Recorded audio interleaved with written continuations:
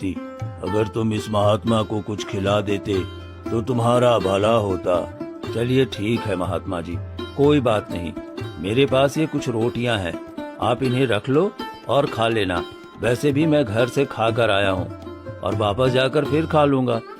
लेकिन आप यहाँ जंगल में भूखे प्यासे बैठे हुए हो, इसलिए आपको इस रोटी की जरूरत ज्यादा है। बेटा वो सब तो ठीक है, लेकिन मुझे तुम्हारे जीवन में एक बहुत बड़ी समस्या आती हुई दिखाई पड़ रही है। महात्मा की बात सुनकर रघुनाथ बिल्कुल हैरान हो गया।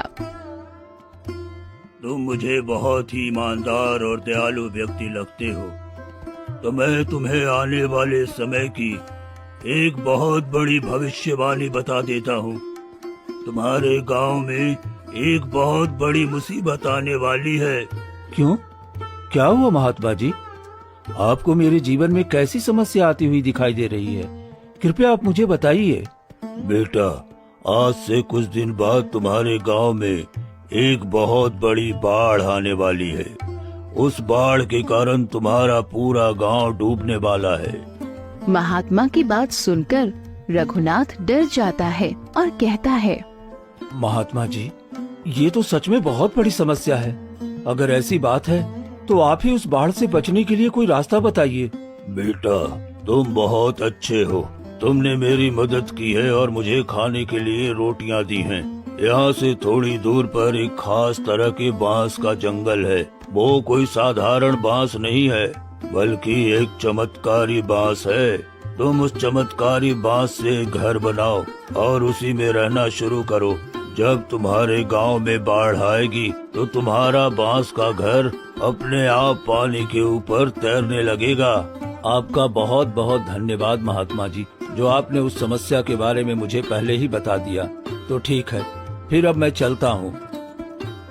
इतना कहकर रघुनाथ वहाँ से जाने लगा।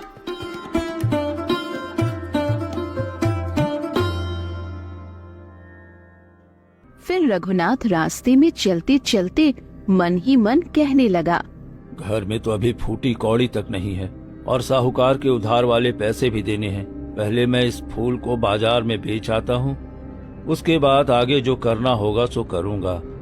रघुनाथ बाजार की तरफ जाने लगता है और थोड़ी देर चलने के बाद बाजार पहुँच जाता है।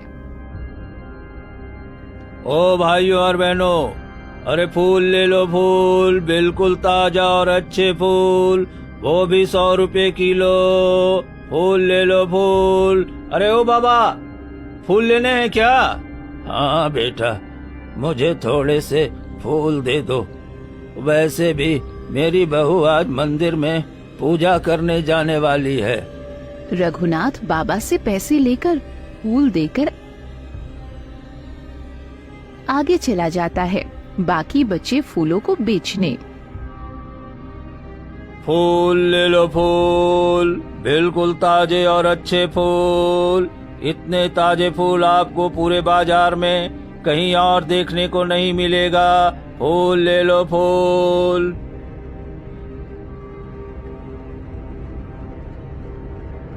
देखते ही देखते थोड़ी देर बाद रघुनाथ के सारे फूल बिक जाते हैं। आज रघुनाथ के पास थोड़ा ज्यादा मुनाफा आया था। चलो, आज तो थोड़ी अच्छी कमाई हो गई। रघुनाथ अपने आप से बातें कर ही रहा था, तभी उसे साधु बाबा के बताए हुए घटना की याद आती है। अरे, मैं तो साधु बाबा की बात भूल ही गया था। अब मुझे उस बाढ़ के आने से पहले जल्द से जल्द बांस का घर बनाना होगा, वरना बहुत बड़ी मुसीबत खड़ा हो सकती है। इतना कहकर रघुनाथ तुरंत उस बांस को काटने निकल पड़ता है।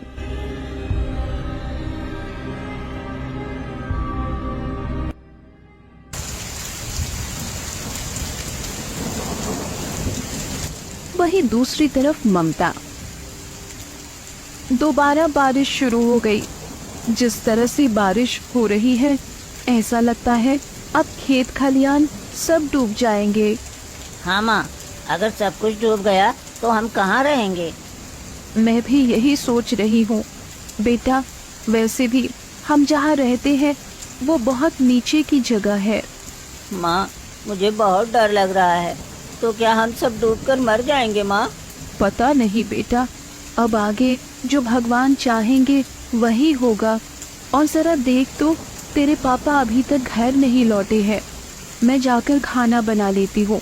घर आते ही उन्हें बहुत जोरों से भूख लगी होगी। ममता रसोई में चली गई।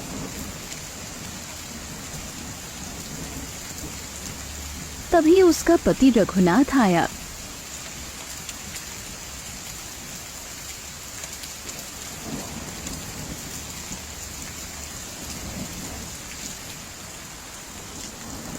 भाग्यवान, अरे ओ भाग्यवान, कहाँ हो तुम?